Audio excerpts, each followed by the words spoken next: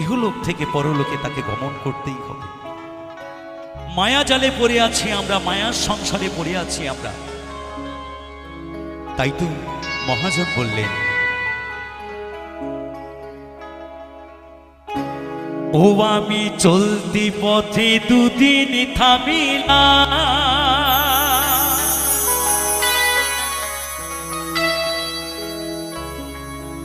ভালোবাসার মালা খানি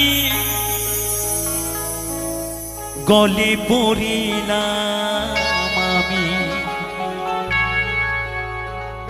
গলে পড়িলাম।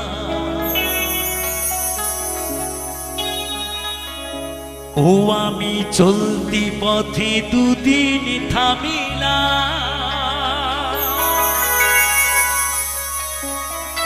আরে ভালোবাসা